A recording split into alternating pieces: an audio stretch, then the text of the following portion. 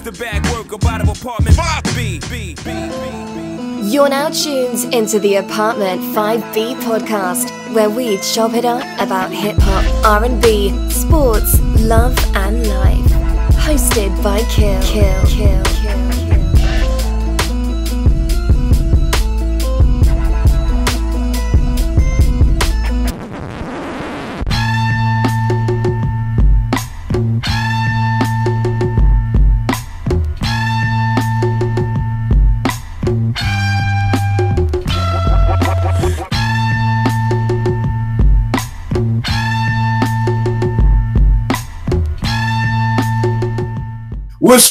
What's good? You two in Apartment 5B, hosted by your man Kill. I got my squad in effect with me today. I got my man Ed from the West Coast. What's going on, fam? Yo, I'm good, Kill. Everything. Yo, I got my man Ken from my Morgan State WEAA 88.9 Strictly Hip Hop Days. What's going on, good bro? What's good, peoples? What's good? Everything is good. I got my man Nick out the ATL. What's good, fam?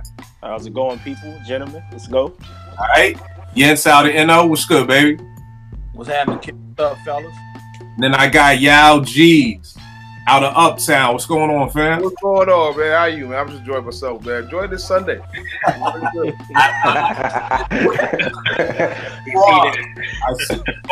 As y'all know, let's get right into it, man. I've always felt this way for a while, that hip-hop, it was time for hip-hop to be broken down into subgenres, similar to what we've done with jazz music. You know, we got traditional jazz, smooth jazz, acid jazz, cool jazz. You know, same thing with rock and roll. You got alternative rock, you got metal, you got pop rock, heartland rock, funk rock. And I just feel like, you know, hip hop, we've been in this game 30 plus years, 40 plus years, to be honest. And it's just time to really like get, you know, chop this down into different sorts of genres. And then I got a good second part of the show about what is paying homage versus bite. But we're going to get into the genres first.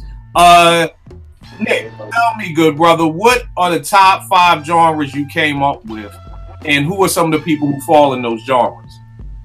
I'm actually the wrong person to start off with, because when you ask that question, to me personally, I felt like we always had multiple genres in rap. Because you had your underground backpack rap, you had your mainstream rap, then you had your East Coast rap, your West Coast rap, your down South rap, your Midwest rap. So it was always, you know, you always had your subgenre within rap music, in my opinion. Okay. So I'm open to hear what everybody else has to say on the topic. All right, no doubt. What about you, Yao? I also feel the same way. Like, it's always been, you know, just based on region. You know, it's always been, you know, not necessarily separated, but always, you know, categorized. You know, like you said, West Coast hip hop, Midwest hip hop, down South, East Coast, boom bap, whatever you want to call it. And you know, as it evolves, always, you know, things start to get intermingled. You know what I mean? So it's like, you even notice, like probably like like 2010, 2011, a lot of New York artists started to take on the sound of a lot of Southern artists. And you know, even in the 90s, like Southern rappers trying to come up, were trying to sound like New York rappers. Some of them back in like the early 90s, mid 90s, whatever the case may be. But as the years go on, with the internet and all that, like, even if you notice how slang has like kind of transcended, like John is, the word John is a Philly word, but that John is used everywhere all across the country. You know what I mean? And dudes be saying like, there's a West Coast term called that part that people use all the time. So it's just everything that within hip hop, even the slang, has kind of transcended itself. So I think it's just part of the growth. And yes, it does. It's always been categorized. We need to recategorize it because it's so intermingled now. So what would you say are some of your top 5 recategorized? Or what would you say, like, for instance, like, I feel like nowadays, if you just hear, yo, it's a hip hop show, you could, you know, Cardi B could be there. Yeah, definitely.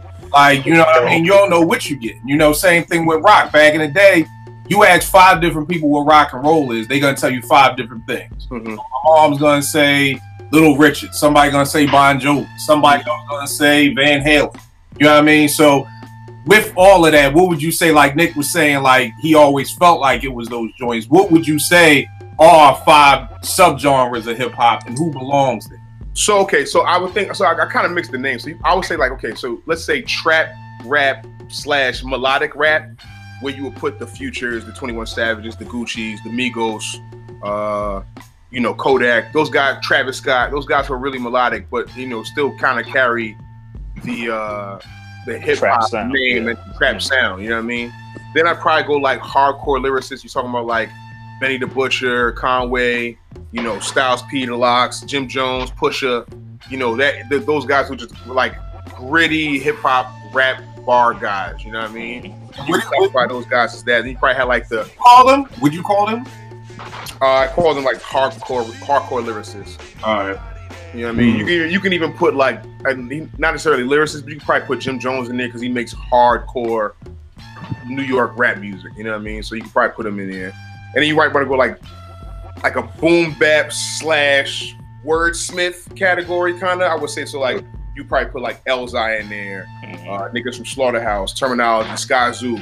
I mean, you might want to throw Wale in there. I think Wale is underrated with the words, and he's not really seen in the mainstream as much. So you could do that.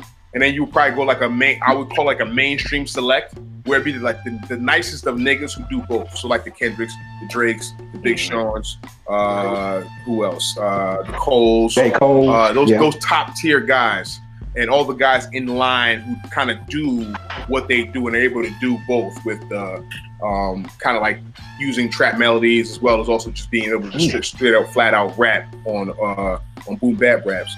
And then you could probably go like with an adult contemporary, you know, category where you'd have people like Fonte, Rhapsody, Black Thought. I think will fall in that category. Maybe Talib might fall in that category as well as the years go on. So yeah, I mean, you can definitely recategorize it however you want.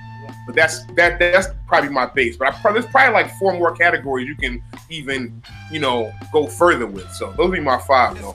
All right, no doubt. Kenny, what you got for your joints, man?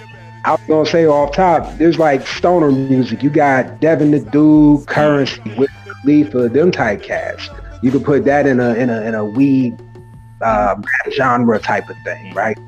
Then you got like I said, I lived out in the Bay, so it's like, okay, you know, people will always think like, oh yeah, Too Short, E40 or whatever, but we had an underground as well. You had people like Board Stiff, dang, it's a whole bunch of like different like underground cats that really focused on lyricism out west, like Souls of Mischief, Freestyle Fellowship. But even in there, you got like other just like subgenres that come into play. Like you got somebody mentioned Midwest stuff like with Elzai, Slum Village. It's like a certain vibe that's not like Fat Joe or somebody like that. You know what I'm saying? Like Fat Joe is like I guess now Fat Joe's more so like just like a mainstream rap type thing. But back in the day, Fat Joe was just underground gangster. You know what I'm saying? Like rhyming with Diamond D, digging in the crates, all that kind of stuff. Then you got, somebody mentioned the Conway shit, gritty, grimy. So you got weed rap, grimy rap. You got some people that kind of bridge it, that gap, like Freddie Gibbs, who kind of just encompasses everything. Lyricism, you can do the trap stuff if you want to or whatever, you know, all that kind of stuff. So I'm thinking off top 3, but the other 2, you might have to get back to me on that one. I'll come up with another 2 in a sec. All right, no doubt. Ed, what about you? Yeah, man, I think Yao and I'm sorry, you're Kenny, man. They bodied it. To be honest, yeah, I had some of these categories. I didn't have a lot of newer artists, but some that I did. I had trap rap, like T.I., Jeezy's, Gucci, ASAP Ferg, Travis Scott. But then I had the mumble rap, like Migos, Future, Designer, Young Thug, Lil Yachty. What else I had? I created a category called emo rap. So I got Drake in there. I got Cudi, Lil Uzi, Mac Miller. I threw Kanye on there for that 808s album. What else? Then the rest were pretty much similar to what everyone else had. I had a political rap category. That's a good one. We had like Brother Ali's, and I had like older artists like Immortal Technique, Def Prez, The Coup, Public Enemy, Boom Bap. Self-explanatory. You got Nas, Mobb Deep. Then I had like Sky Zoo, Elzai, some of the new artists. For like the more adult contemporary, I had like conscious / adult contemporary, like Common, Odyssey, Rhapsody, Pharoah Monch in there, Fonte, artists like that. I think that's 5. All right, no doubt. What about you, Jens? I had a conscious category, Public Enemy, Dead an underground category, Fear, Freestyle Fellowship. True. Track. Or I'll go MOP, Ice-T, and I don't like the term rap, so I'd rather call it hardcore. Hardcore is a good one. I have one. This guy mental album. That's a genre all into itself. Just guys making beat tapes, instrumental albums. Got one that I call just straight up rap. People like Mike Jones, Paul, French Montana, stuff like that. All right. And for me, I had my, like y'all said, adult contemporary, which of course is the Fontes, Cats talking about, things that us older generation can think about. I had my regular old school, your Kanes, your Slick Rick, your KRS's, your G-Raps. I actually had this joint, I've been calling it this for years, hip-hop. So you got your Drakes, your Nicki Minaj's, your Cardi B, all that pop shit. I'm with, yes, I hate the term gangster rap, and I had that, but I also like Kenny's joint, the grimy rap, which was the Griseldas, the Pusha T's. Of course, I had the trap with the Futures, the Migos, the Quavo, and then the boom bap with the Evidences, the Sky Zoos. I kind of was trying to just look at stuff that dropped this year. So, and where would I categorize stuff that dropped this year? So, like Evidence, Sky Zoo, Elzai, Fonte, Sean P, Prime, Joel Ortiz, Apollo Brown, and all that. Porsche, what's good, miss? Hey, how's it going? I'm good. Sorry, I'm late. Oh, it's all good. It's all good. What would you say are your 5 categories, miss? Well, she came at the right time. She missed the Drake Love Fest, so she came right after that. I assume Yao started that.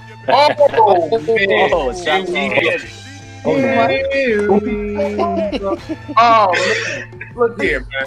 Coach, listen. I'm in peace. I'm coming in peace today, man. I don't want no problem. You just started up on Twitter today. I don't want none of them issues today. I'm trying to have a peaceful Sunday. You started the podcast. You'll know why. But we lit. All right, Portia. What's your top 5? What has already been said, or like I don't actually have 5. So my whole thing was that. Wait, can you just recap quickly what's been said already? Yeah, Yao said you got hardcore lyricists, you got boom bap, you got your mainstream select, which would be cats like Kendrick, J. Cole, cats like that. My man Kenny says stoner, which would be your Wiz Khalifa's, your Currencies and all that. You got your grimy rap, which would be Griselda. Eddie had emo rap, which would be Drake and Kanye and stuff like that. Okay, so the only other one that I would add to that is alternative hip hop. I know that sounds really like I guess vague, but that's who I would put. Like, I don't know about this year or like in recent years, but that's who I would categorize anybody like Tribe or De La or those kinds of raps. That's what I would consider them. So that's the only one I would add. Like that too, back in the day. What happened, Ken? Now I was saying it like Tribe, like all them, like Tribe, De La, all them dudes back in the day. I remember like they used to be categorized as like an alternative hip hop type rap. Because like when LL was out, Kane, Rakim, all them was out, then you had like this other sound. You had like the Tribes, the De La, Jungle Brothers, Far Side, yeah, exactly.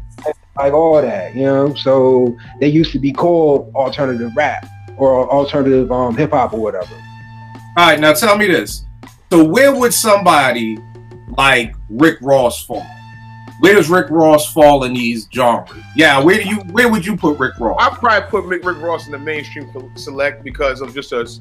You just think about the longevity and the hits he's had. You know what I mean? He also knows how to rap.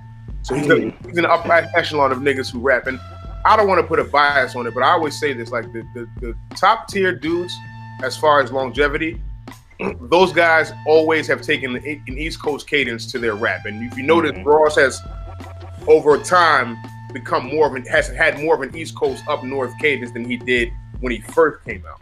So that's key. So how Ross falls into that mainstream select because he's one of the better ones who makes songs with that cadence, definitely. Now, are you saying that like this is where, as this is like the upper echelon? This is where if you're an MC, you would be trying to become in your mainstream select category. Yeah, I think Ross is up there. All right, yes. Where would you put Ross?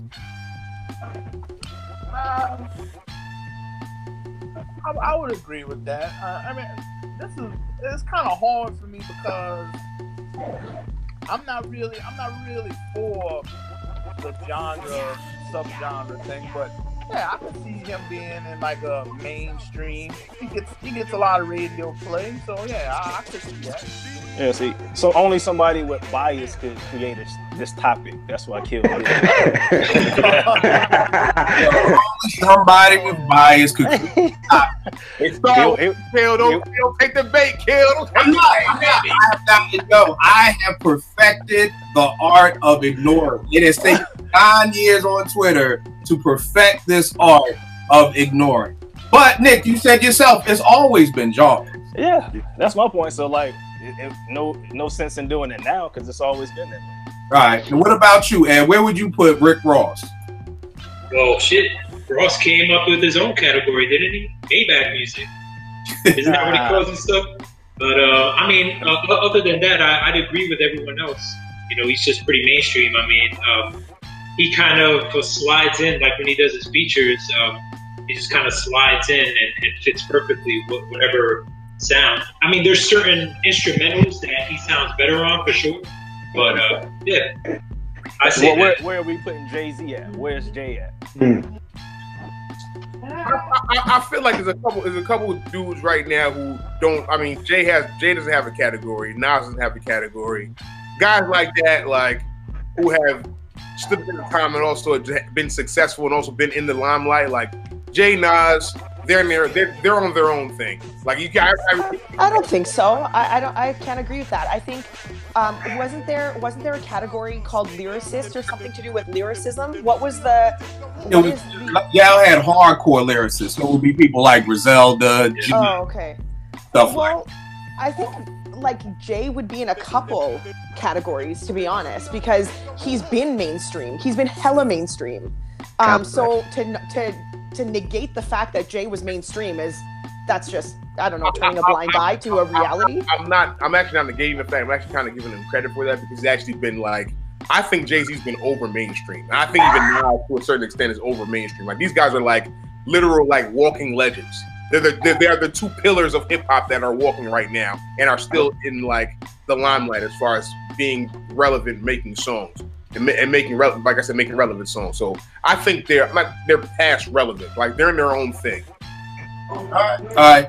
Let me ask this: Meek. Where does Meek go? Yell raps. I'm joking. Yell rap. No, I don't know because Meek does kind of everything too, though. He can do like trap rap. I think you gotta put Meek in that mainstream select too. He's in there. He's in there with the Big Sean's. Especially with the last album. Yeah, that's a good point. This last album was a really solid effort from Meek, and he gets a lot of my respect from this project he put out. So I would put him up there in that mainstream select, probably like second or third tier. You know, after the Drakes and Drake and Kendrick. He is up there. I don't want to question again, man. Damn, now we got subgenres in the genres. We got. If you look at the top guys right now, you got Drake, Kendrick, J. Cole, Meek Mill, and what? Chance the Rapper, maybe.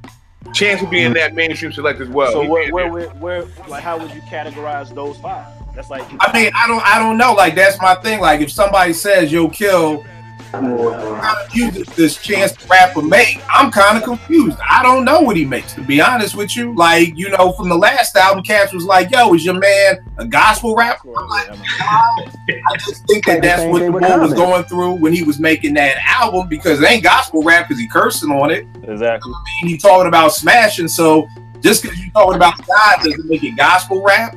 I mean, you know, people always used to tell me gospel rap can't be successful. I'm like, what was Brand Nubians? Them niggas was talking about Allah. You know what I mean? Like, that was their God. So, you know, you can look at it that way. So I don't know where you put Chance. It's hard for me to put Meek in the same category as a J. Cole or a Kendrick. You know what I mean? Because I don't think he is nice as those two.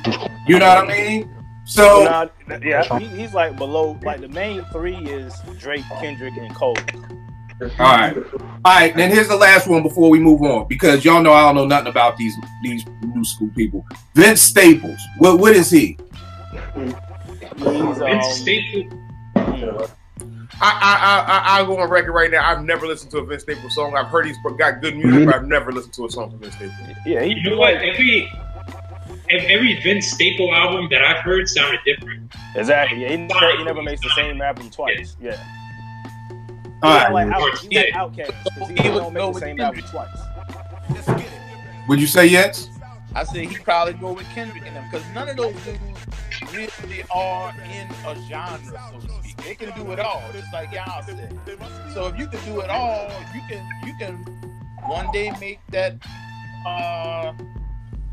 make a hardcore album, then you can go and make the mainstream album. Those dudes just make that kind of music. They kind of, genreless, let's say. I don't know. I just can't put, I've heard this from a lot of people. I really can't rock with the rest of that TDE crew, so it's hard for me to put them in the same place with Kendrick, because Kendrick is worldwide known. You know what I mean? Like J-Rock or the rest of them TDE cats, I don't think they get no Super Bowl halftime spot. You know what I mean? They're not really like that. Not many rappers will, though.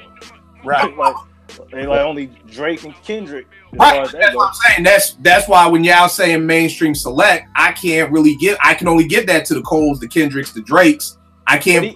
Even with Jay-Z and Nas ain't getting no Super Bowl halftime show. Jay-Z will. But we were putting them two in the same category, right? Well, or were we not? Y'all said they was living legends and walking gods. I don't know. I'm asking you though. I'm asking you. I throw them niggas still, man. I throw them niggas in the boom bap category. Well, I don't know where I put Jay. I don't put Jay nowhere. I don't really fuck with Jay, so I mean, I just don't. I know it's upsetting y'all, but I really just don't. Jay is at the point where you know what? It's okay, because Puff got more haters than Jay, so I can deal with the Jay haters. I've done this. So where would you put the Life After Death album? That ain't boom bap. Where are you putting that at? Oh, now both of y'all today? I gotta do a both of y'all today. I'm asking. I'm gonna put it. I like Yao. I like Yao's mainstream select category. Okay, gotcha. I would put mainstream select. You know what I mean? Okay. Yeah, I would put that there. Okay, I'm cool with that. See, now here's my thing with Jay. I just don't understand how. And Yao, you're a perfect example, because you're one of the biggest Jay people I know. I just hate when people try to say that he's spitting as nice as he was 10 years ago. That's not factual. I will never say that. Right. It's arguable that Nas has had far better projects than Jay over the last 10 years. If you want to keep it all the way real, like I probably give the edge to Nas. I would say there's a certain prime of Jay-Z, and really Nas, even if you listen to Echo from Nas on Swiss Beats album, he sounds like he is right in pocket, and he sounds like that way more than Jay.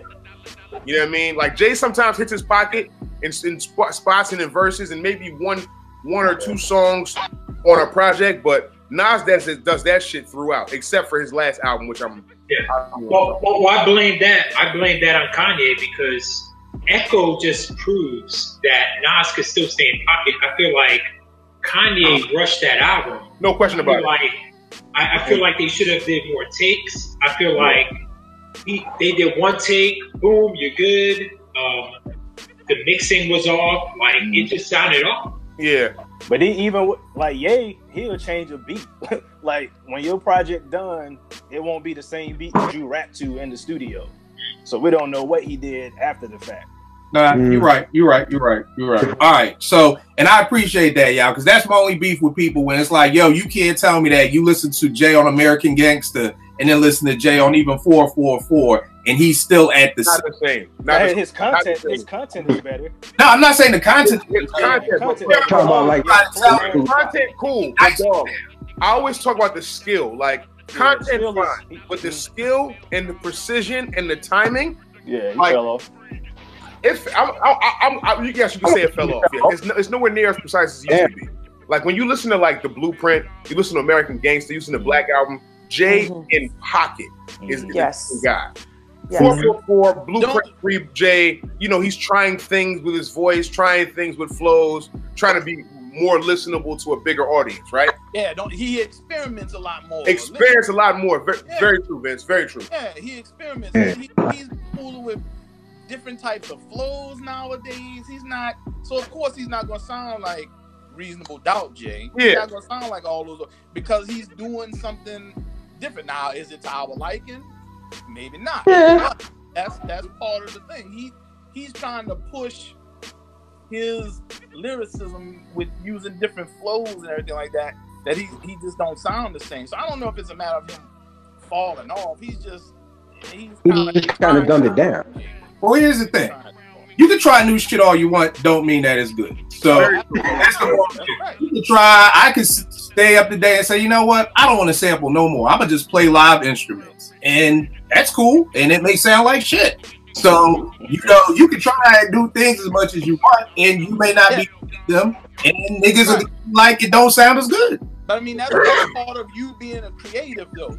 Part of you being a creative is to push the envelope, right? And challenge yourself. Yeah, you can. If you can, not everybody can. This is not. No, everybody is not. Everybody cannot teach themselves how to play the piano. And what happens is people read, "Oh, Prince taught himself how to play the piano. Oh, I'm gonna teach myself how to play the piano." The problem with rappers like Jay-Z and Nas trying out new things is that they have so many albums in their catalog that was away. And then when they try something new, everyone's like, what the hell is this? Like, it just sounds the expectation. off. Like, they just open themselves up to a ton of critique for that because we've been accustomed to hearing Reasonable Doubt Jay, Volume 1 Jay, Volume 2, Volume 3, Blueprint, Black, American Gangster. And then all of a sudden he starts experimenting and you're like, what the hell is going, like, what is he trying to do? And then he starts getting all this hate for being, you know. Oh, stop. Don't use that word. Don't use that hate word. It's not hate. We are not hating. It is not hate. No. I'm part of that. I don't think 444 was good, and I don't think. But that's not hate. That's not hate. No, it's not hate. It's not hate, but people will call it hate, and that's fine. Right. I'm good with that. I'm fine with that. Whatever you want to call it. Use the air quotes. Yeah, like hate. I got a counter.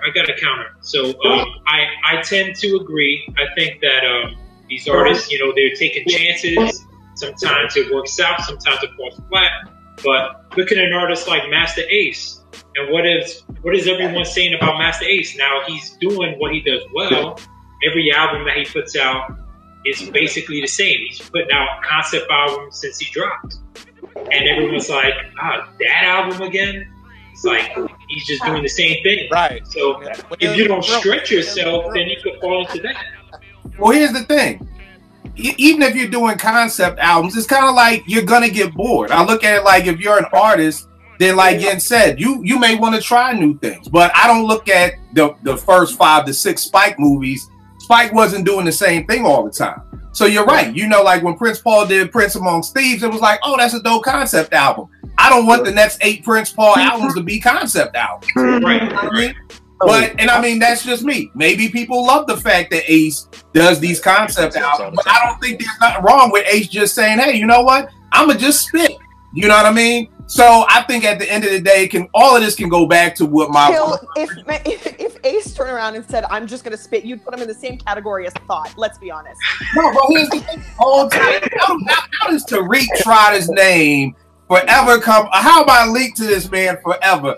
All I'm saying is that Because Give it to yourself, man. He wouldn't be put in that category because Ace has proven he can do storytelling rap. Okay, and that's fair. He wouldn't be put in that category because he's known that I can do it over and over again. You know, so it's just, I think, one of those things where I've always said is the death of the executive producer. Every MC does not know how to put together an album. It's like having a coach. I think you got all these teams out here just running rampant and rapping. You need somebody to come in and say, you know what, bruh? Concept albums, you kind of, it's time to do something else. Let's try something new. You know what I mean? And again, here's the thing that if you stand behind your art, who cares what people say about it? You know what I mean? Now that's the key point. If you stand behind it, is Jay really doing this because he's being artistic, or is Jay doing this because he wants to get a wider audience? Those are two totally different things. When I looked at Outkast, I never looked at Outkast as changing to try to get an audience. You know what I mean? I looked at it like it was the artist that was able to be, you know, diverse with their sound. They were able to just say, okay, we went one way with it. The next album, we're going to go somewhere else with it.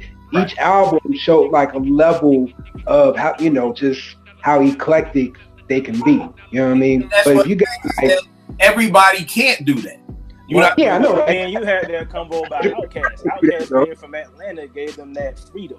If they were from the 5 boroughs, would they accept that there?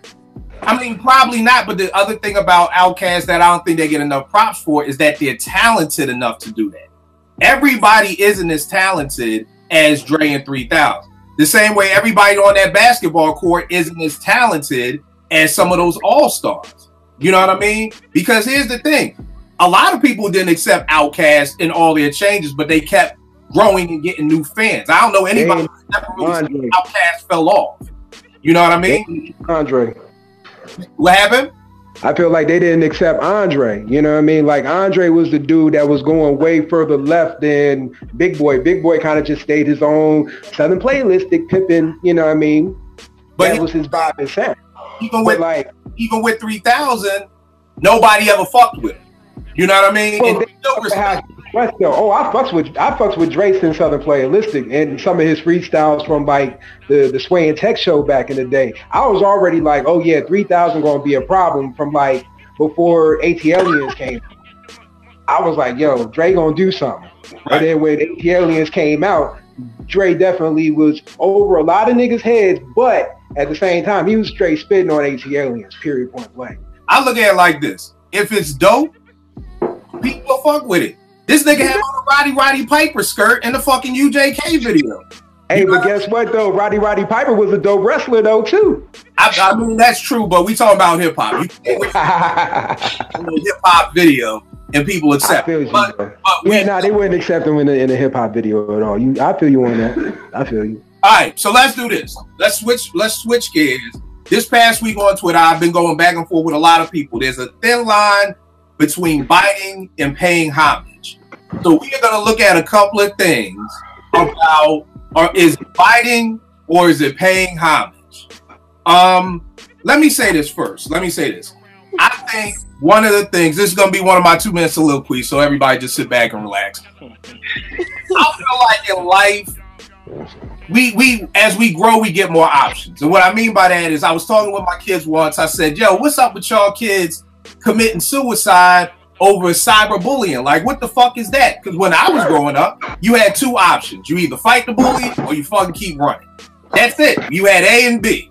Now, all of a sudden, in the 2000s, you now have C. Fucking kill yourself. That was not an option. No matter what the fuck went on, I never once came home and thought, I could just kill myself and just, this shit is over with. That just wasn't an option for us. Right.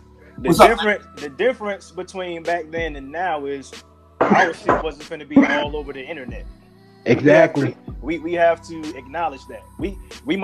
It might be at our school or in the neighborhood, but that shit wasn't all over the web. Yeah. These kids have another level of pressure that we didn't have. I agree with you. And maybe it's wrong for me to assume that even with that, because you're right, I don't know what the world was, but I know if you got your ass beat in the whole neighborhood, it felt like the whole fucking world knew. You know what I mean? I just don't know why all of a sudden suicide became an option. You know what I'm saying? And why people are killing themselves over cyberbullying.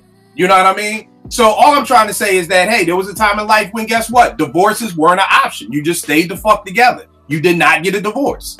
There was a time when if your teenage daughter got pregnant, you know what you did? You sent her ass down south. She came back in 9 months and y'all had y'all cousin fucking JJ with you. But nobody fucking just said, hey, y'all, my teenage daughter's pregnant. Now, in 2018, I get motherfucking baby shower invitations for 14-year-olds.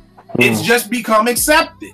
And I say all those things to say that I feel like now with hip-hop, it's just become accepted that we can bite. We could redo fucking albums if we want. Like, I love Criminal Minded. I love Ultramagnetic. I love It Takes a Nation. Never in my life did I think, you know what? Let me take the time to make all these motherfucking beats over again and try to rhyme over these beats and do it as a homage to these motherfuckers out. So all that to say is that I feel like I get this new generation. I feel like they have new options. Number two, I feel like this new generation just don't give a fuck about the rules. You know what I mean? And all those things. So this is what I'm going to do. I'm going to give y'all some examples, and I want y'all to tell me if it's biting or paying homage. Y'all and Porsche, you know I love y'all dynamic, so I'm going to start with y'all too. Porsche, is it biting when Jay uses Big's rhymes all the fucking time? It is biting. Okay. It's 100% biting. Okay. Yeah. Is it biting or is it paying homage when Jay uses Big's lyrics all the time? Yeah, I promise to God, if you tell the truth here, you do not like Jay any less. Okay, Look, I promise. Look, and this is my guy's honest feeling. I feel like everybody bites lines. I feel like Nas has paid homage to a rack of people, and nobody says anything about quote unquote biting lines. Is Jay biting lines? I'm not gonna say that. I've taken lines from rappers to use. Like, it's just part of like. I'm not gonna say somebody's like completely bite. He uses a big line, like a every track throughout a 16 bar verse. He might use a half a bar of Big. How I'm talking about, he's biting. The man has so much material. I mean, so many bars he's written by himself. I'm not gonna like fault him for using Big's lines too. All right, yeah, let's do this. Let's do this. This is why I gotta do a marriage counseling. Answer the question, and then you can give your soliloquy of chaos. No, you know what? No, it's not. It's not. Okay, it's not biting. Yeah. Yes. What do you think? Is it biting or is it paying homage? I think it's neither.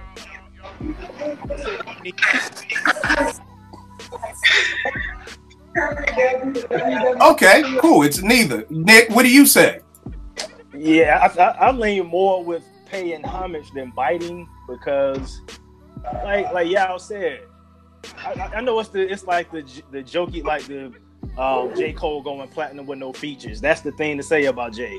But if we really keep it real, out of all of them raps that he's written, he really don't throw a big line in that often as we joke about. Okay, so if I wrote 3 novels on my own and then copied a novel from somebody else, but you're not one time, but that's is that not biting? Novel. You said if you copy a whole novel, even a paragraph.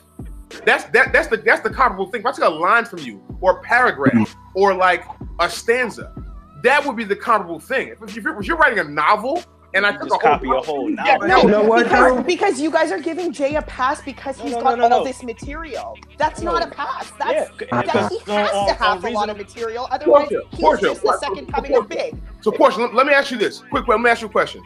What percentage of Jay's line? I already told you on Twitter. I don't come with stats. I don't know. I haven't. Here's the thing. To give you an adequate representation of a statistic, I have to sit there and actually calculate how many lines Jay has in total, and then how many lines are from Big. I don't have that kind of stuff. I respect that about Porsche because that's that real shit. Because somebody else would be like, well, 85%. Don't nobody. I don't want to make statistics here. If you want me to come back with actual stats, yeah, give me about 6 months. and I'll do it this. don't even take that long. I wasn't asking you to find the stats. I was asking you to give me a representation of what you thought what it was. Just a ballpark area. Because honestly, if we're looking at it logically, Jay-Z has 12 albums, 12 solo albums with at least 10 tracks on each album. With each track has like 3 to 4 verses, which are probably worth between 44 and 84 bars. You know how many bars that is? How many bars does Big have himself? Period.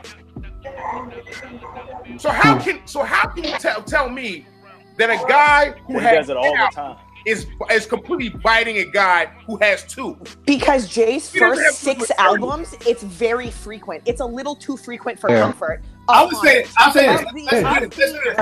sorry, y'all. I do want to Homage. fight between y'all just to fuck with y'all, but you know, let's do this. I personally let's go to Ed. Ed, do you think it's biting or paying homage? All right. Here's how I'm gonna answer this. When the Remy's in the system, ain't no telling when I fuck them, while I diss them. That's what they be yelling. I'm a pimp by blood, not relation.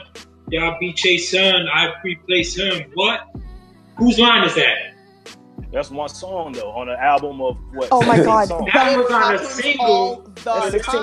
Single, and that was the line. That was the line that everyone was repeating. So that's the thing. It's not just that Jay does it. And it's not that he does it for all his bars. It's that he does it on certain songs. Exactly. He kind of picks his spots. Yeah, he does it for the reaction. So that way, it's kind of like, it kind of rubs me the wrong way. All right, Kim, what about you? I feel like when it's like the first time or the second time. Hold tight. Remember,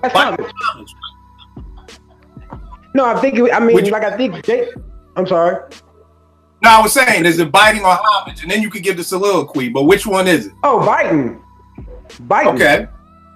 Soliloquy time. So, like, what happened is, I feel like if the first 2 times, you know, that could be like coincidental. Oh, he's really paying homage, right? But then album after album, and like you said, every time, it's always a big line. So it's almost like if you take a James Patterson book, and like in the beginning, it's always like maybe like a poem or something like that. And it may have like that author or that poem's name on there. Imagine if that author used that guy's poetry in every beginning part of his book, and it's like 7 or 8 times. Every time. You're biting. Y'all are killing me because you're saying this every single song. It's not every Jay-Z probably has like 600 songs in the top. You telling me every single one of Jay-Z's 600? I'm not saying every single one. I'm just saying it's frequent enough that it crosses the homage line onto biting. At some point, I don't know if you guys remember, but there was an issue of Vibe magazine years and years ago, where they had like the middle page where it was like both pages, and you know, Vibe was a wide magazine, so this is like a lot of page. Okay, they had all of Big's lyrics and who bit them throughout their songs or whatever. Jay-Z's name comes up very, very often, and I have that issue somewhere, and if I can find it, I'll definitely post it up or take a picture. But that such a thing exists somewhere, and I'm sure if we search it, it's on the internet. But Jay's name comes up way too often for comfort. That's a homage at some point. And another thing that bothers me is the whole premise of biting is like copying somebody's line and like making it seem like it's your own. But I don't think you guys genuinely think Jay-Z is doing that. No, like, he hides it behind its homage. Oh, I'm shouting out. He's a high-level student of hip-hop. You think this guy is purposely like, oh, I'm going to use these big lines and make people think that I will. No, I don't know that. I'll say this. I think it's biting. I don't give a fuck how many songs you do it. I don't care if Jay does it enough. Here's the thing. Y'all know me. I don't want to argue bullshit. Let's argue facts. Jay does this shit more than anybody. That's a fact. That's not an opinion. That's a fact. That Jay takes Big's rhymes more than any other MC. Even if he only does it once to twice an album, he does it more than anybody. To me, that's biting. I'm old. That's cool. Y'all don't have to agree. But the fact is, Jay does it more than anybody. Now, again, somebody says that's paying homage. That's cool. I call it biting. Now y'all arguing over who does it more or how many times and how many bars. That I can't get into that because it's just like, yo, if you do some shit once, I don't give a fuck. You don't have to do it 50 times to be a bite. The thing is, when you say he does it all the time, how you just said it, he does it more than other people. That's accurate. But when you say he does it all the time, that's not accurate. All right, I mean, I can understand that. I think I can't speak for anybody else, but I think when people say that, I think that's what they're saying. Like, it feels like it's all the time. XXL, just like Porsche said about Vibe, XXL did a piece on Jay using Big's rhymes. Who else has had 2 publications say XMC uses YMC's lines this much? Cameron wrote a whole entire diss track about that. Come on now. I mean, but like you said, he does it more than everybody else. It's factual. Right. Now the thing is this. Now all the time, that's not right. All the time is not correct. I'm just saying that the fact is he does it more than anybody, and he takes shots because he says something on a Snoop remix, something like, what did he say? I'm the new king of New York now, no biggie. You know what I mean? That's a fact. That's not my opinion. That's what he said. Now somebody out there will say, well, no, he didn't mean it. How does that shit sound when you hear it? I'm the new king of New York now, no biggie. Y'all crowned him. Not me. I'm from the South. Yeah, East Coast crowned him. Yeah, how did it make you feel when you heard that line? I don't know. I don't even know what line you're talking about. Honestly, I'm trying to think of the line where it comes from. But I do know he's also in other verses said, "Hey, I'm bigging up my brother," and nobody pays that shit. Everybody just like, I'm so glad why I do it. And nobody wants to legitimize it. I'm so glad you said that. You know what? You know why that's bullshit to me? Because when I was talking about samples and everybody was like, well, Guru said rap is an art, you can't own no loops. Motherfucker, he's the one who jacked somebody. So of course he's gonna say that. So somebody said that to me on Twitter, like, yo, didn't Jay talk about this on What More Can I Say when he said, when I say a big verse, I'm bigging up my brother? That's not for you to decide. It's for us to decide. Listen, Jay talks himself out of a lot of shit. That's like you snitching and then coming out of court saying, oh, ain't nothing wrong with being a rat. Nigga, it's not up to you to decide if you are the rat. It's for us. The streets decide if you're a rat. So I'm glad Jay said, I'm only bigging up my brother, but that don't mean that we gotta be like, oh, okay, y'all, he bigging up his brother. That don't mean we got, nigga, of course you're gonna say that.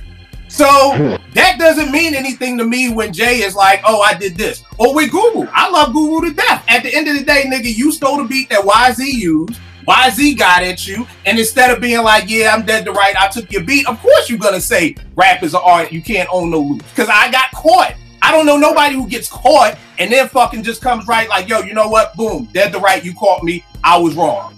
Well, so, how many people used the funky drummer? They was all biting? First of all, God, do we gotta go to, all right, I'm gonna do this. No, I'm gonna do this. I swear for God, I swear for God, this is the last fucking time I'm going to do it. I have typed this shit. I have voiced this shit. I have said this, and I don't know how to dumb this shit down any other way. Let me get an example so that prayerfully this could be the last goddamn time I got this fucking. Don't have a stroke break, bro. Chill out. This shit is going on too long. This right here is a classic break. It's the skull snaps break. It's a drum. I understand that this now is going to become a little bit of trigonometry for some people because this is where it gets to. With a drum break, nobody is really pressed on how many times somebody has used impeach the president, the skull snaps, James Brown funky drummer. That was never an issue with hip hop if you're using the same drum break for the most part. For the most part. Yeah, okay, all right. I'm not saying that nobody had a problem because Diamond, the problem that Diamond had with Mr. Walt was he thought that Walt took the drums from Bucktown off of his reel that he was taking back the audio too when they was going on. Hold tight, good brother. Right. So, like I said, with drum breaks, that was not against the grain. If you listen to Premier, if you listen to Pete, everybody has used impeach the president. So Step one is a drum break is not the same as a sample. A sample is totally 100% different than a drum break. For people out there who don't know what the fuck I'm talking about, the drums in the song versus the melody in the song. They're school me.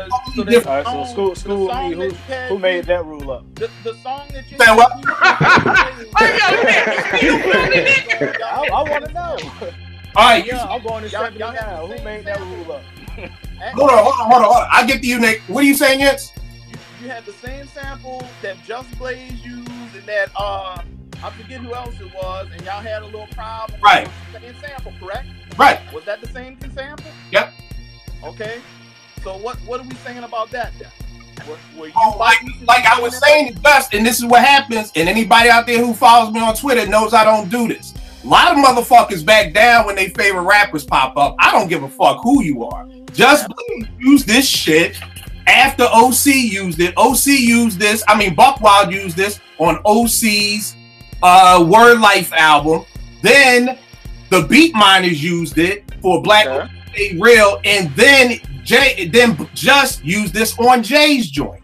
The Beat Miners had a problem with that publicly. I don't know if OC had a problem with that, but like I explained to Scratch, if it's no big deal to use the same samples over and over and over again, then why hasn't somebody used Come Clean in hip hop over and over and over again? Why hasn't someone used Troy over and over and over again if it's no big deal? They ain't got to it yet. Because it is a big deal. It is a big deal. If you respect the culture. Here's the thing. If you don't respect your wife, you will fuck everybody. It's that simple. If you respect the culture, you won't do certain shit. If you respect your wife, you won't do certain shit. So it all comes down to respect. If, like Nick, who made up that rule? Who made up the rule of commitment? Was it God? I don't know. Why are people committed in their relationships? Who made that up? But the thing about the culture is who owns the culture now? It ain't us. Again, this is where you and I disagree. I feel like the culture isn't owned. I feel like the industry owns rap music. The culture is odd, in my opinion. So it's not about who owns the culture, but it's just about, again, I don't know. Anybody know who made up the rule to be committed to your husband and wife? Porsche, you know? Well, we ain't talking about that. I think it was the Bible. I'm asking a legitimate question. Let me talk. You said it was rules to sampling using the same samples, but not the drum beat. Right. I just asked who made that. Where did that come from? To me, where did that rule come from? To be honest, the rule came down to me just through music because I'm not from New York. I'm not from the Bronx. I don't know. It came down for me through listening to music where it's like, okay, oh, that's that funky drummer. I love that. So, and hearing more people using it and nobody having a problem or issue with it. And then when people would use the same samples, like I said with YZ, when Guru and them used the same sample he used for In Control of Things, oh, now these rappers have a problem with it. So for me, it was just coming down like through the pipeline of, okay, so nobody has a problem with this, but oh snap, you use the same sample, somebody has a problem with that. So it's like I said, there has to be rules because it's like, if a sample is so dope, like everybody loves this PSA sample. It's so dope. Yeah, if I send you the PSA sample beat, are you gonna rhyme over it for your new album? If I like it. If I like just the sample, no, I don't know. I mean, I gotta see how it sounds. I'm not gonna sit in. I'm gonna use it the same way Just did. I'm gonna use it the same way Just OC and Buckwild used it in the Beat Mine. I'm gonna use it the same way. Are you gonna rhyme over it? Yes, absolutely. Yeah. All right, cool. So I can send this to you and I'll make your album. Yeah, shit, nigga. Yeah, if it's good enough, fuck. I don't care. If it sounds good to me, and as long as it's good. I've heard the same sample used from different producers and just like the way somebody else used it as opposed to somebody else. So it's like, is there a rule against that? You know what I mean? Well, what I'm saying is this: if that's the case, why don't you just rhyme over PSA then on your next album? Yeah, that would be homage, right? To Jay. I mean, if that's what you want to call it, but I mean, if I like, would you feel comfortable as an artist taking one of Jay's songs and rhyming over that exact beat as it is from Jay? Yes, because I'm a rapper. Okay, so You're fine with that. So here's a question: why haven't you done it? I've heard 3 of your albums, and I haven't heard you beat Jack nobody. Why not? Because I'm sure you like Jay-Z's beats, right? Of course, but it's not in the scheme of how. It's not how I make my music. I don't Because you are not a biter. Okay, if that's what you want to call fine. I'm not a biter, and you know what? Fine. I guess Jay-Z is fine. Jay-Z's a biter.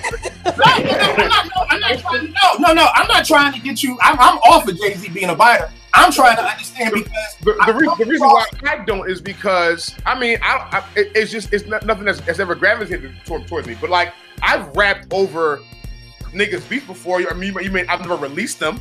You know what I'm saying? I heard your freestyle over the cranes in the sky, but I'm talking about you're working on an album. I mean, yeah, let's keep it funky. You gotta love Jay's beats. I mean, Kanye West, of course, does play. So rhyme over PSA. Rhyme over PSA. Let that be your next single. Your first single is paying homage to Jay over that PSA beat. And the reason why I'm doing this is because I run across MCs and producers all the time. That's like, hey, it ain't no problem with it. Then why the fuck don't you ever do it? If it ain't no problem, if it's no problem, it's funny that nobody ever does it. Well, I mean, maybe listen. You can't. I'm not gonna sit here and like try to judge how.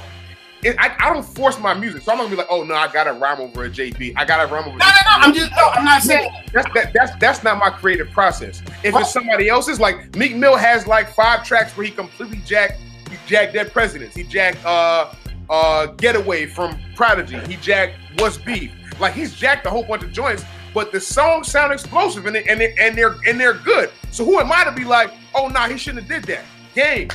Game on a documentary too. Stole a whole rack of beats, but he sounded good in them and he performed well on the beats. So I'm not gonna sit here and be like, nah, you shouldn't use that because somebody else used that prior to you. I'm not gonna do that. Why? That's just me. But you won't. It's been done over but you won't do it. But I'm also not put in a position to do that. I'm not at that level where I think I can get away with. Because if I did it, I like that word. I like that word. You know what you just said? I'm not at that level to get away with it. Okay. Away. And that's what niggas are doing. Thank you. That's what niggas are doing. They're getting away with it, and that's why I love listening to people because you just. Hold tight. You're not at the level to get away with it. Because if you came out with that shit, niggas would be like, "Yow, fuck." Exactly. That's you said it. I applaud you. That's it. You got to be big enough to be able to get away. How do you get away? Not even get away. You done something wrong. I'm not even gonna say get away though. But you that's what you said. Homage, and that just lets you know you have the longevity. Like how Game used all of Big's beats on his last album. Like he's allowed to do that because he's put out consistent work over a long period of time. So yes, if he wants to take a chance and rap over a big beat or rap over a Pac beat, or when Cam raps over Hail Mary, like he should be allowed to do that because he's put the work in. Oh, so you should be allowed. So do you believe in Biden? Do I believe him? Here's the thing about biting. Hold tight. Remember me, marriage counselor. Do you believe in biting? Yes or no? Soliloquy after. I know. I'm going to give you soliloquy before because I feel like.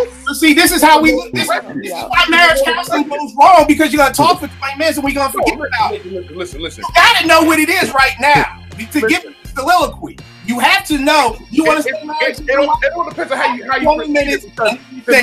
You know if you want to stay married. Is it biting? Do you believe in biting? Yes or no?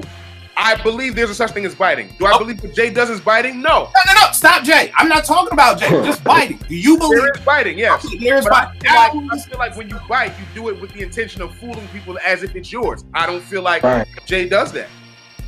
The definition is different then. But yeah, work with me. We're not talking about Jay. There's no more Jay. Bye, Jay. Sean Carter dead. We're done? We're done with Jay? I'm just talking about biting in general. If I come out, and I just posted this today, I was watching this documentary on Netflix about Jam Master Jay dying, and DMC was saying when he came out, he wanted to be Jazzy Jay. But they said, man, you can't do that, man. There's no copying in hip-hop. You can't be Jazzy Jay. Somebody has that name. We have to come up with original name. And then DMC said, I was thinking Grandmaster. but he said I couldn't say Grandmaster because you already had Grandmaster Flash and Grandmaster Cass, so I couldn't say that. That's what I'm talking about. So where you may want to do something, but something inside says, hip hop just ain't about copycat shit. Now I get it, and this is why I wanted you here, y'all, because you're younger. So, like I said, maybe the younger generation just doesn't give a fuck. Maybe it's like, you know what? It ain't that we don't give a fuck. It's that the game has changed. So you're going way back to the beginnings. Hip hop, rap music is corporate now. You know what I'm saying? Like, it would be different if it's like Run DMC and Grandmaster Caz running these labels, passing that knowledge down to the youth coming up.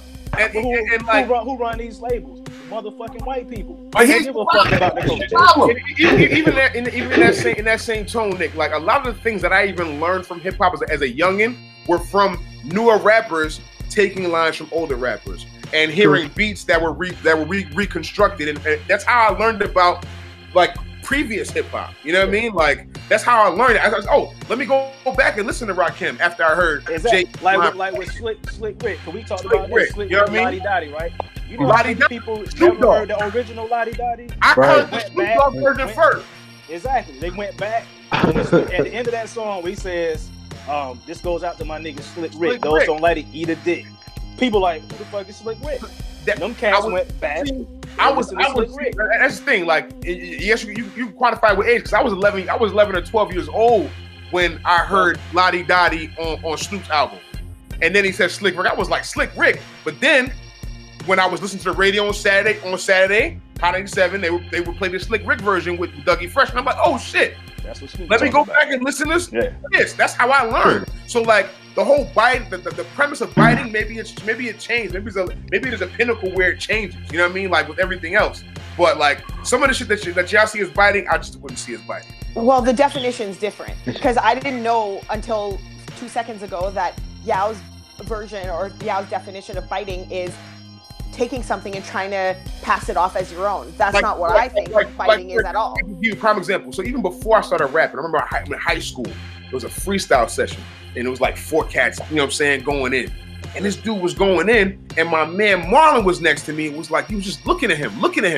He was like, yo. I know the rhymes. I know those bars. Like, yo, those are the Roots. His uncle was in the Roots. His uncle he played drums for the Roots.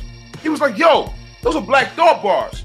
And we was like, oh, nobody else knew them shit. So that's what like fighting is to me. Like, yo, you trying to get off like that shit is yours. Pass over yours. That's my But here's a point I've been wanting to make. When we were having this discussion on the timeline, and I was like, you know what? I'm gonna save it for the episode. So I feel like certain level of fighting is just lazy. And when I say lazy, I mean that you think, all right, someone already has success with using the sample, flipping it a certain way. So, hey, I'm going to do that. And then, you know, if people like that, they're going to like this too. You know, it stirs up something. If you hear something familiar, something that you already thought was dope, you can be like, all right, it already got your head nodding. It already got you doing something. Now, some people feel turned off by that immediately, like, nah, this, that, I ain't gonna fuck with it. But other people, they might be like, all right, this is cool. So I think it's incredibly lazy. Now, if you want to take a sample and flip it in a new way, you know, use some originality to it, you know, as far as sample-wise, that I think of it in a totally different way. You know what I mean? Because samples can be chopped and flipped in many different ways. You know, I don't see anything wrong with that. But if you're using it in the same exact way, I got a problem. You know what I mean? Like J. Cole, Born Sinner album, I love that album. Nigga does it all the time. I got, you know, he had 2 songs on there I could point out. One, he was biting off a Tribe, Electric Relaxation. Then he did Outkast. And then he had Outkast, Art of Storytelling. And both of them tracks set by J. Cole. And you know what? And I agree with you 100% because to me it's the same premise that Tone and Poke used to use with the Trackmasters back in the 90s, where Tone would be at the club, then he would hear all the old school sets, come back to the studio and tell Poke, yo, the crowd gonna go crazy if they hear this. Like you said, you're already winning. Once you hear that one, what's beef, sample, you're gonna get hype. So it's a certain level of being an artist to know that if I do this, and with the Meek thing, it just got worse and worse and worse. It was like, yo, this nigga literally went from what's beef to rhyming over dead presidents. What's up, Nick? Well, the thing about that, we got to think about his fan base. A lot of them cats they're not familiar with Biggie like that. Right. So you got kids born 97 or later, they might go back to what's beef because of this song. Now for us, like, right. Get out of here. But here's the thing with that. I've always worried when people say Meek's fan base, because and here's the other problem with that. I may just have to. I got to get a grant so I can just go on a world tour and just do this hip hop thing right. Because when I say shit like, oh well, my kids don't listen to that, then niggas want to be like, oh well, your kids listen to go-go. No, the fuck they don't. They don't listen to go-go. Then if I was in Detroit, my kid. Here's the thing. Who is Meek's audience? Is his audience? It's not the under 20 crowd. It's not. You know what I mean? A good chunk of them are young. Young, like, I don't know a lot of cats my age listening to Meek like that. No, but that's what I mean. It's somewhere in the middle. I do not. I don't believe teenagers will listen to me. Every time somebody say that, every time I tell them my kids don't, I get a million reasons why my DC kids don't. DC. Who do your teens? Who do your teens listen to? I know you work at the. They listen to a lot of that the trap stuff, the Migos, the Quavos. They listen to a lot of that trap. That if I throw on any Cardi B, they on it. If I throw on trap, this whole premise of DC listening to Go-Go and wearing New Balance is dead. It's dead. They don't wear socks up to their knees no more. None of my kids wear New Balance. They all wear foams and Jordans. They are not listening to Go-Go. It does not happen. But what I'm just saying is that, to me, again, it's laziness. I'm like, yo, how do you go from what's beef to dead presidents? Like, yeah, I get you. I can't even take you serious, my nigga. I have to say that I completely agree with what Eddie just said and how he explained it, because that's exactly how I feel about Elzai doing Elmatic. There you go. I refuse to listen to that album. I was like, crazy? Are y'all crazy? Y'all refuse to listen to that album? Because I listen to it. I didn't say that. I personally will not. I'm not interested in it. Why? Why would I listen to it? I listen to it. It's great. Well, hold on. It's Elmatic. Hold on. Why would I go to that one? Because that was the next thing. The next one was Elmatic. And here's the thing. My man asked me that on Twitter. He said, "Kill, paying homage or biting?" I was like, "It's biting. It ain't even no thought about it. That's biting. Don't thought about it. They don't thought about it. And the reason why I won't listen to it. You ass out, shake your head until the fucking Saints win another Super Bowl. It's biting. It is biting. And he did a great job. He did a great job of it. But at the end of the day, and Ev couldn't be here, but he wanted me to throw this at you. He said, if you look at hip hop as art, why ain't nobody trying to repaint the Mona Lisa to pay homage to it? Why ain't nobody trying to rewrite the same book that Stephen King did to pay homage to it? In fact, my beef was, Elzai, you took all this energy to redo a 5 mic album, and you ain't got a 5 mic album. Let me ask you this, Quill. With that said, is acting in TV shows and movies, are those art as well? What do you mean? People try to recreate those all the time. Yeah, and it's whack. I don't want to see whack as hell. Yeah. I'm tired of Charlie's Angels. I gotta watch Tomb Raider again. Shit, they're working on the new Fantastic Four. This is the 3rd time they've tried to reboot that shit. The Hulk. The Hulk has been done like 10 times. I done had 5 different Spider-Mans since I've been married. Come on. When do we stop? When do we stop? I done had Tobey Maguire, the other nigga, then the skinny nigga. but with Elmatic, I got 8 Spider-Man. I mean, just the sheer fact that Elzai is one of the dopest rappers ever. And I don't take that away. I don't take that away from him. He's incredible, but he is. But he did. But he shouldn't have redone Elmatic. I don't know. Like I just feel like for you to say he's biting, it's not forget it. Y'all got it. It's because it's exactly what Eddie said. It's you want to get a nod and throw it under the umbrella of Homage so that you're not biting, but then you want to get this because Illmatic is a 5 mic classic. People are like, oh damn, I want to hear what so and so how they approached their version and whatnot. So inadvertently, you get listeners. Now I won't do it. Now, I will say this.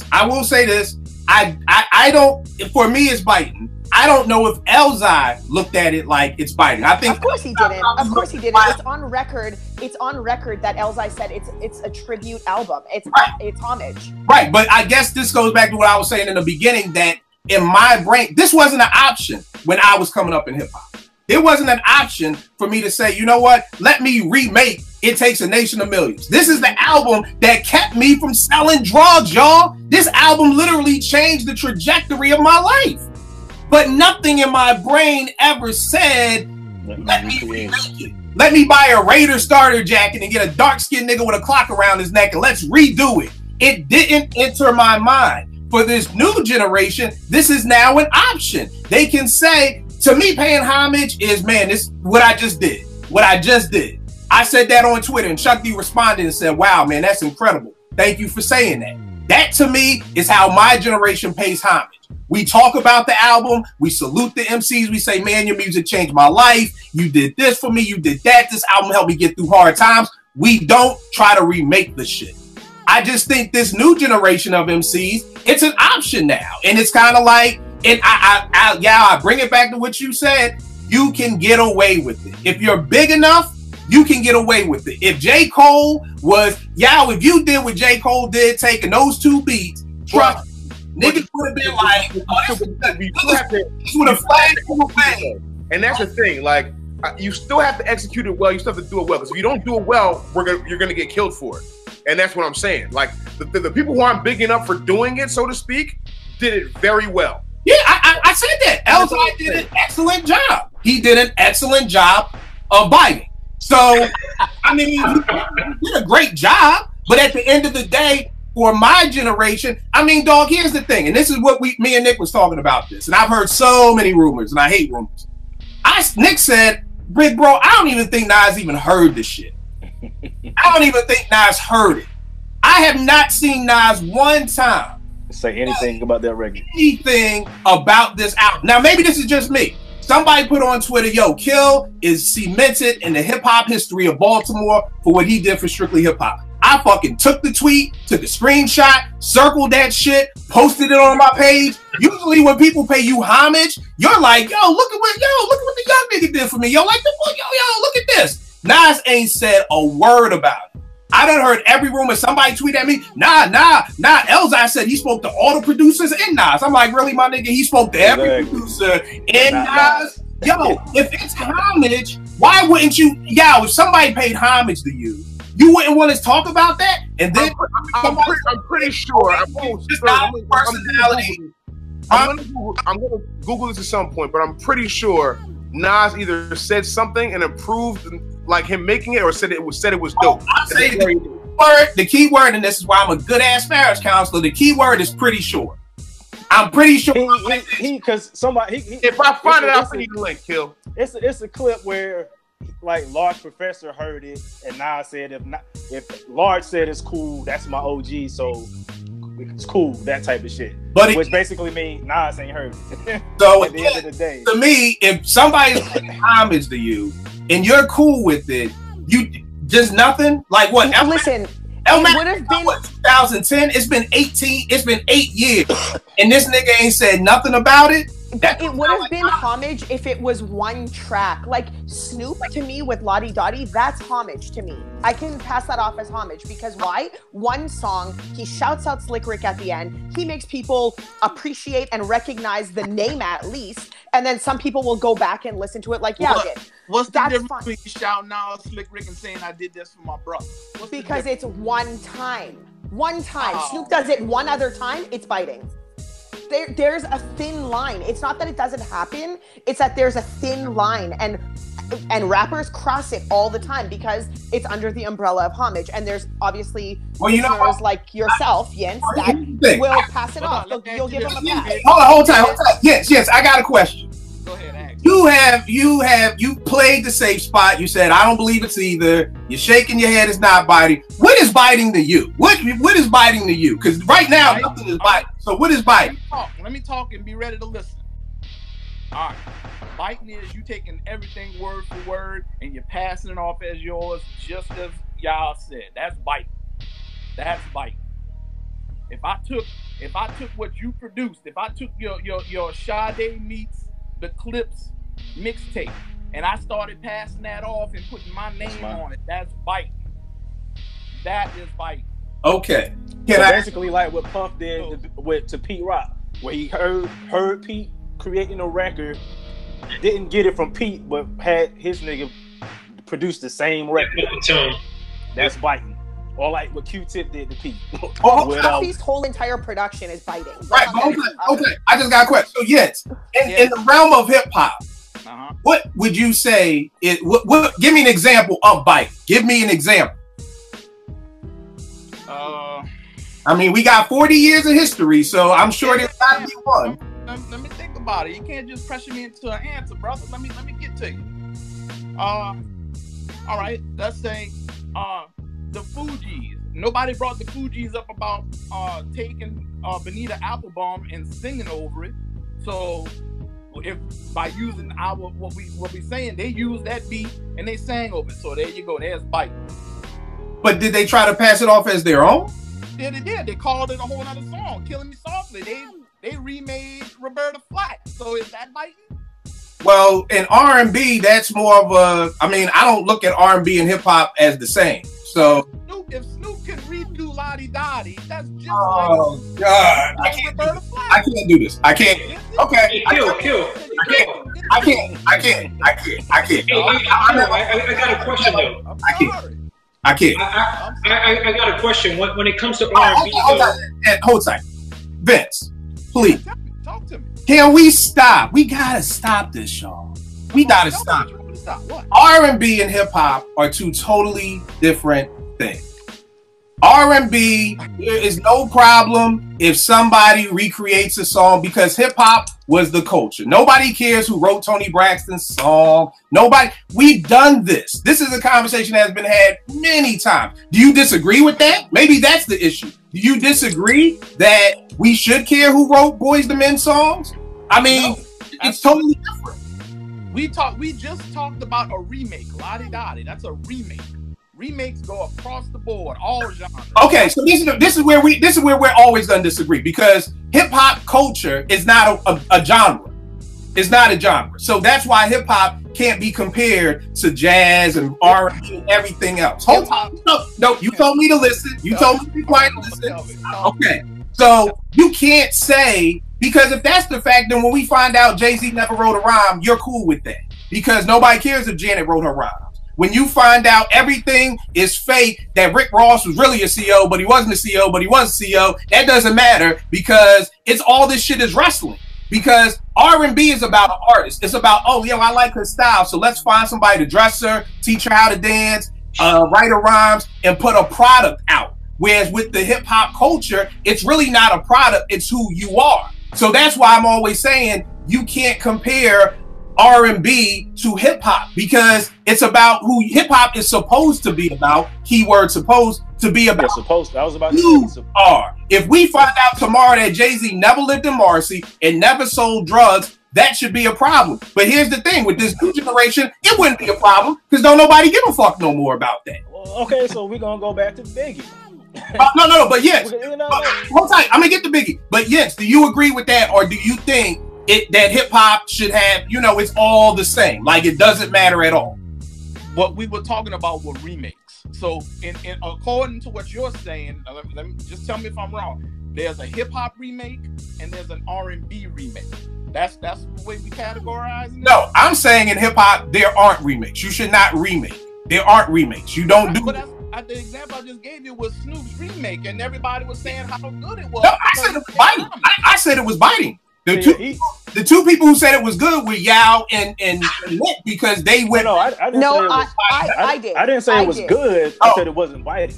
Okay. I said it was good and it's not biting. So I'm both. Yeah, I think it's dope. So for Portia, it's if you do it once, it's not biting. If you do it once and you do it properly. So what did he do? He took the entire song that we knew. He shouted out Slick Rick. He did it only one time, and that was the end of that. He closed it. That was Homage. He wants to call that Homage. I'll give him that pass. So when he did the second time doing the Vapors, that was another Homage? No.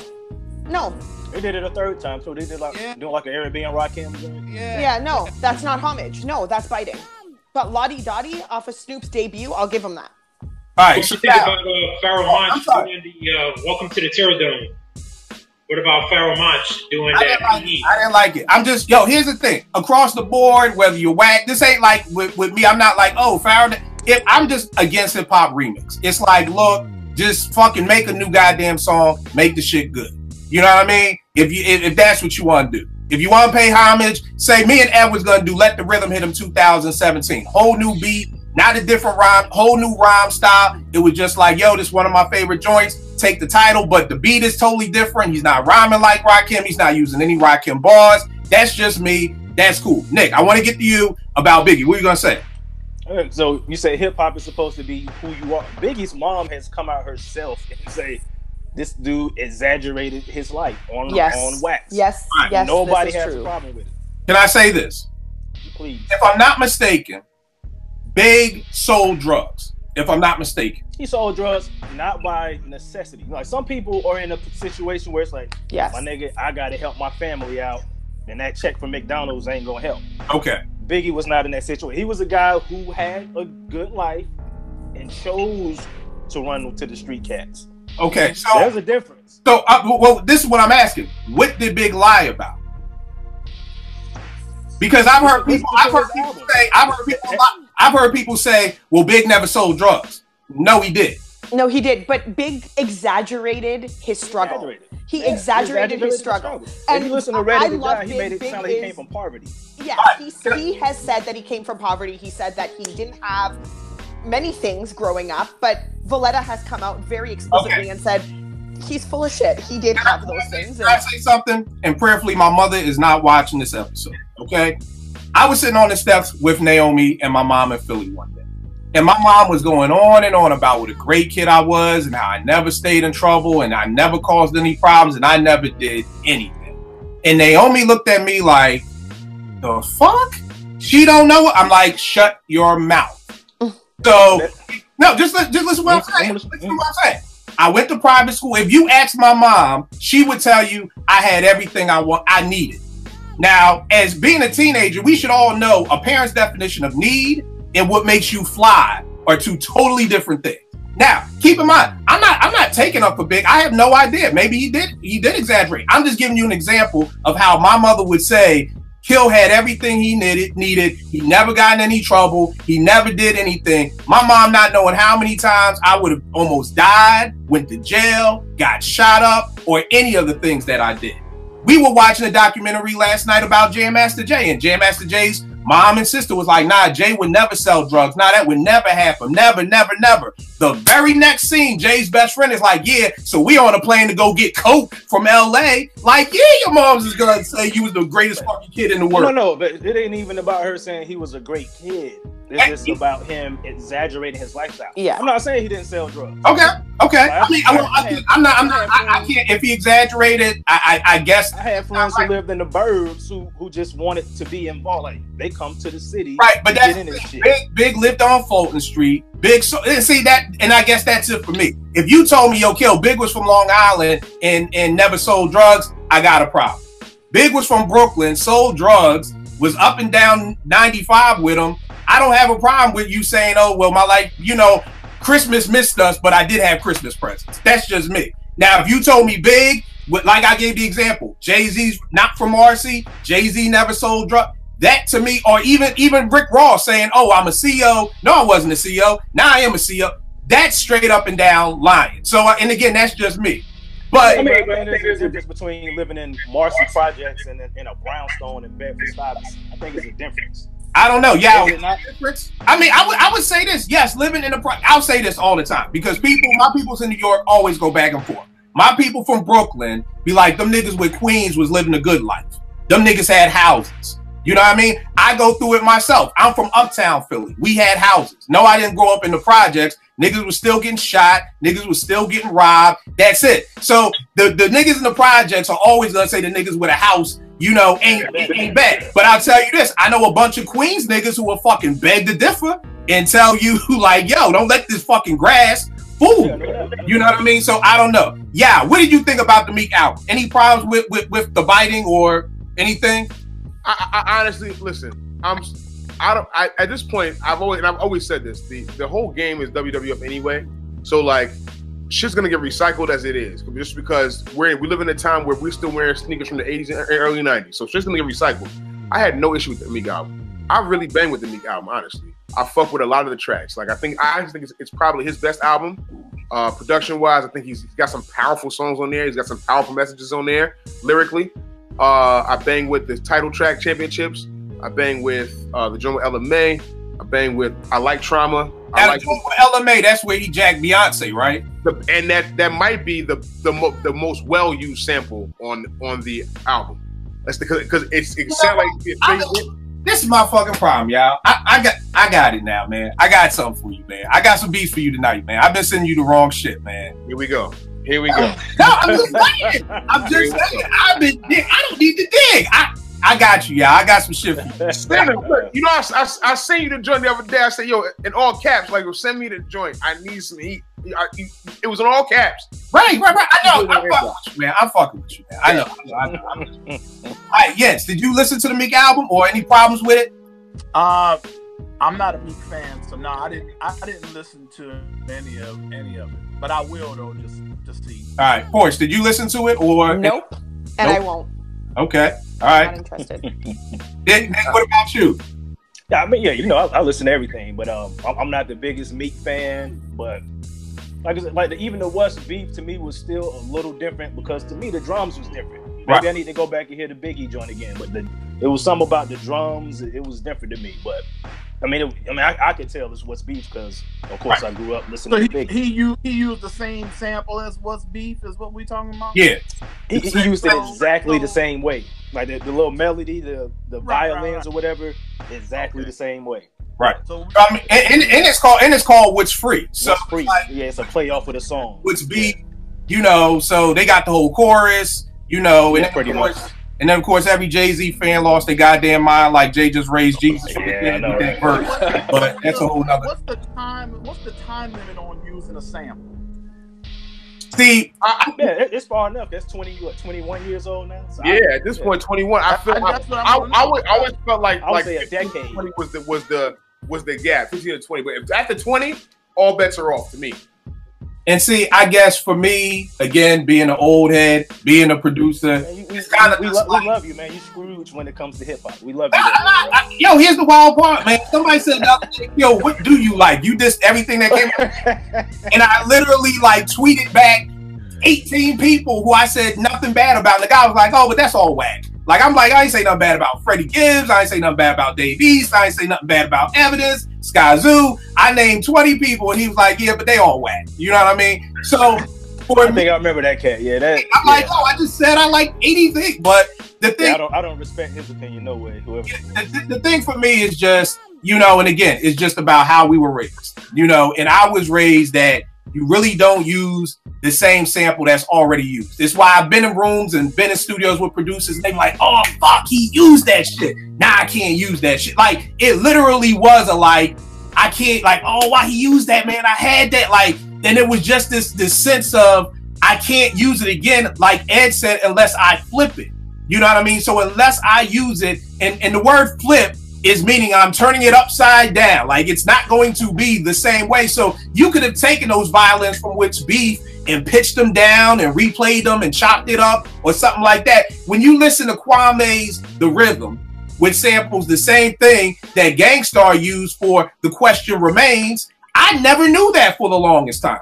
I never knew that was the same exact sample. But the way Premier flipped it, you would not even know, oh shit, that's the Bob James sample that Kwame used for What's Beef. To me, that's how you make a flip, where people don't even know, can't even put the two things together. Like, that's the genius of hip hop to me. So it's like what Eddie said, that's lazy. For me to just literally take the same Bob James sample the way Kwame used it and not do nothing to it, to me, that's lazy. What's up, Nick?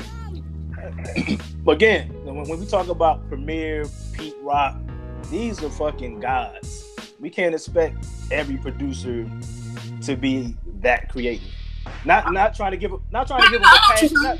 I'm not trying to give them a pass, but we talking like god level producers with Premier, Pete Rock, Large cats Bro. like that. Yeah. I mean, even That's Dilla, true. I think the hard part for me is just I feel like people have stopped trying to push the envelope. You know what I mean? And it's because fans don't need them to push the envelope. Yeah, That's why. like you said, I just feel like that's the thing. Like so many people tell me, well, old head, I ain't have nobody to school me. And again, y'all know I hate doing this, so I want to try to get a white person on the show who does music. Like, that's not hip hop. But I'm like, did white people need somebody, an OG, to school them on Bruce Springsteen? Or do you just respect that dude for what he did? You know what I mean? Your parents played.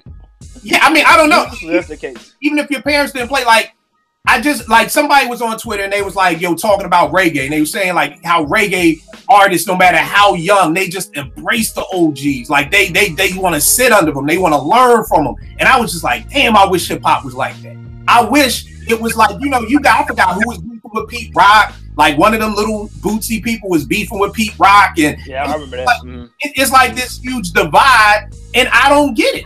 You know, there's so much money in hip hop. That's the thing. Like, if reggae was that big, I'm sure there'd be some dissension between the generations. But reggae never got that big. Hip hop reggae also uses the same rhythms all over again. That's like they had, you know. So they ain't no beef about, oh, you use my beat, because everyone uses it. Yeah, they do like sound clashes where they just go at each other over the same joint. Right. All right. So I think we still don't know the difference between biting and hopping. 2 hours later, we still have 2 hours later, we don't know. For every age group, it's gonna be a different definition for biting. You know, I don't know. I'll tell you this: when somebody takes your shit, then we'll understand if it's homage or biting. Got you. That's really what it comes down. Yeah, like the Pete Rock and Lupe thing. Right. Yeah. Like, I believe certain tracks are off limits, and Troy is one of those tracks. Yes, it is. That one. You know what I mean? Like, yeah, certain tracks don't try to touch. One More Chance remix was a One More Chance remix. Ashanti should have never touched that. Like, I still am salty about that. Every time I hear that beat drop, I'm like, Lord, I hope it's not Ashanti. What you say? Yeah. What you say? But it's a great record. I didn't like it back then, but it comes on now, and it reminds me of a better time in my life. So I got the Ashanti version of that song. My days should have never been. Should be deleted. Should be deleted off the face of the planet. Oh, okay. I got another. You got 112. Kill. What'd you say, Nick? Portia is the female kill. Like, what did you like, Portia? What did you like, Portia? Yo, here's the thing, man. I get the raw deal, man. I like a lot again, and I get it. No, I'm joking. It's joking. I know. I understand where you're coming from. It's I understand where both of y'all coming from. When you're, and like I said, for me, it's all about how you were raised. You know what I'm sorry, but it's not just Ashanti. Animal Ant Farm redid Smooth Criminal. Should have never been done. Should have never, ever been done. Come on. You didn't Who pulled the trigger on that? I mean, Jimmy Wine should have never redone When Doves Cry. But I mean, we could go on for hours about, and I think that's the other thing. And yes, a good point on the R&B remakes. Like Nick was saying, to me, there's certain things you don't touch if you can't kill it as good as that artist. Like, not too many people are going to try to redo a Patti LaBelle song because it's like, you can't they ain't gonna try and do a Patti LaBelle song. You know what I mean? So, like, that's the thing with an R&B remake is you supposed to be able to do it and kill it just as good or better than the OG. You know what I mean? So I think that's like the thing. And see, the difference with R&B is it's just like it's singing. So it's really based off of your voice, and is your voice powerful enough to do what Patti LaBelle did? Whereas in hip hop, you know, I mean, right now the Yin Yang Twins could come out and redo, you know, Children's Story because it's just, we just got to know the rhymes, you know, or whatever like that. So like Nick said, there's certain songs that should just be off limits. But for Lupe, he said, hey, I'm paying homage. Pete Rock had a problem with that. You know what I mean? Or the same thing I told Scratch. If it's no problem, then I'm sure there have been plenty. I used to read, where are these things at down here? I used to read these Scratch magazines all the time. And they would ask producers questions like, what beat do you wish you made? You know what I mean? And RZA would be like, oh, I wish I made Come Clean. And Pete's like, oh, I wish I made this. If it was no problem, then you should have went back and used it. So again, there was a part in XXL, and I can't find any of my XXLs, where they used to have the quote at the bottom, like something, it was something cute, like biting or something. And it would be when, you know, like Yao said, somebody would take a verse and another person would use their verse. And it's like, is it biting? So all I'm saying is we can't act like biting didn't exist. And I feel like that's what kind of happens sometimes. Even when we did the freestyle show and Yao broke down why, you know, freestyle isn't coming off the top anymore. If y'all watch the Stretch and Bobbito documentary, when somebody is on the air, they will put on the screen, this is not a freestyle. You know what I mean? But I think in that case, they found that out after the fact. Like somebody you found it out years later. You found it out years later because this nigga came to spit a verse from his album. Right. But what I'm saying is that I've heard people say like, no, freestyle don't got to be off the top. It never existed. Niggas be trying to act like it's only. I see what you're saying. And it's like, no, like there were rules to this, and I understand nobody gives. Well, you know something, because there's an interview with Big Daddy Kane saying that a freestyle rhyme isn't necessarily off the dome. It's just free of style type of thing. So, you know, he's an OG.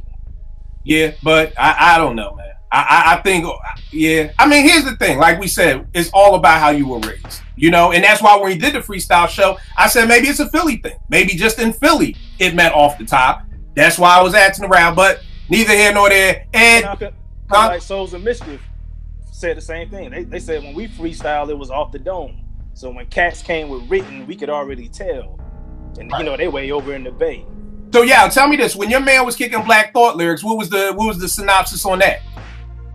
How you mean synopsis? Like, I mean, like what happened? Did your man interrupt? Like, yo, nah, that shit is whack. He literally stopped him mid verse. He was like, yo,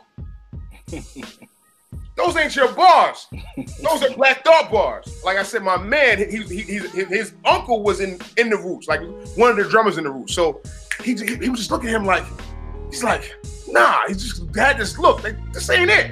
And everybody just like started roasting cuz. Like his name was Cyrus in an afro. I don't know. After that, I never heard him rap again for the rest of the year. Ever again after that. Swear to God. He was done after that? No, we had talent shows. We had plenty of cyphers after that. I never heard him spit another bar. I promise you. All right. And I'm gonna end on this. Y'all. I want to know this. Have you ever heard a beat that used the sample the same way as someone did before and used it? Say it again. Have you ever, like, has somebody ever sent you a beat tape, or you've been in the studio and somebody played a beat that had a beat that had already been used? Has that ever happened? Yeah, definitely. I won't say a beat. I'll say a sample. All right, right. The sample.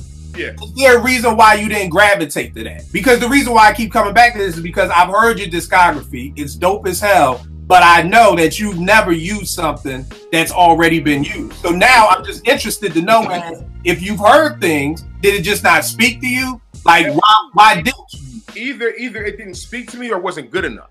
Okay. Like sometimes the sample, the way they chop the sample is correct, but I don't like the drums, or I don't like the tone of it. I don't like the block. Or sometimes it's just like I said, it's just like it's all right, but I don't feel like using that. You know what I mean? Right. But if it's good enough and it's dope, I'm like, yeah, I'll definitely try it. You know what I mean? But I just haven't come across one yet that's been like that for me. Yeah, it's funny because now everybody's freestyling. Even Benny did it, like freestyling over what's free.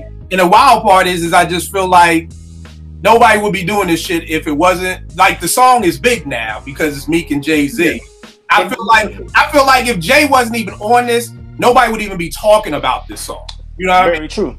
Not to this extent, not to this level. You know what I mean? But because Jay was on it, that was it. That's what was trending on Twitter. It wasn't Rick Ross. It wasn't Meek Mills. It was Jay. All about Jay. It was all about Jay's verse. So I almost, I like hated to love it. Jay, like when he said Jay Hova, he really is the god of rap because he can like not do nothing all year, and whenever he drops a verse, that's the kind of attention he garners. Yeah, it's the best verse of the past 10 years. Here we go. Well, tell me this, all jokes aside, did you like the verse?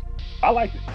But like I said, I'm not gonna say it's the greatest because like there's been a lot of great verses this year, so I wouldn't say it's the greatest verse of the year, but it was a dope verse. Yeah, what about you? How'd you feel about the verse? I like the verse.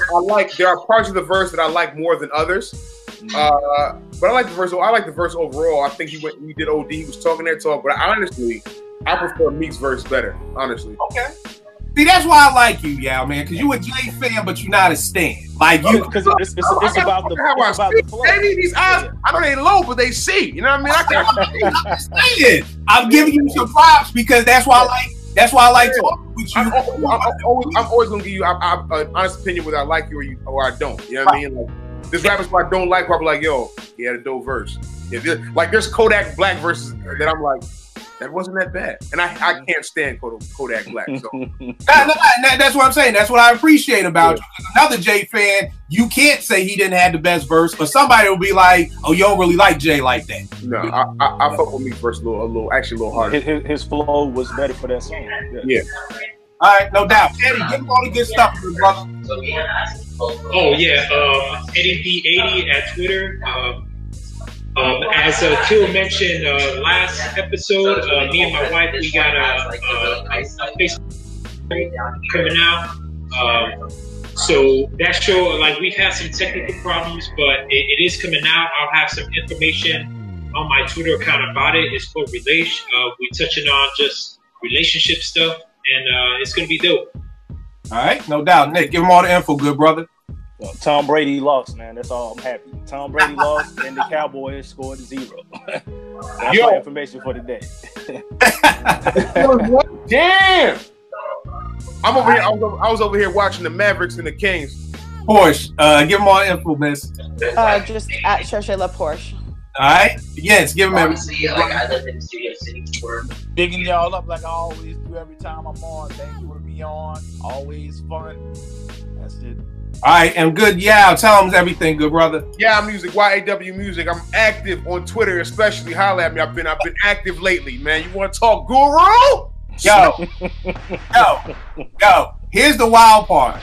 I'm coming to Harlem next week. Y'all's coming to the original apartment 5B. I'm coming to We are gonna chop it up about this whole guru is trash. I'm gonna do my research. He's not the only one to feel that way, man. I've heard a couple of people say that. I was surprised. What, that guru is trash? Yeah. I was shocked. Look, man. And I'm so hurt, man. Like, look, listen, like I said, I'm gonna do my research before you get here. I got about a week. I'm gonna throw some joint on. I'm gonna throw Moment of Truth on. I'm gonna throw what's the last album they put out. I'm gonna send you my double, like, it's 60 Gangstar songs. 60? I ain't listen to that. He like, yo, I ain't even gonna hold you, right? I'm not doing that. Man, you top 5 or something, but I ain't no 60. All right, y'all know what it is. Kill 889 Twitter, Instagram. We'll make beats for food. Here's up. I will check y'all next week, y'all. All right. Peace.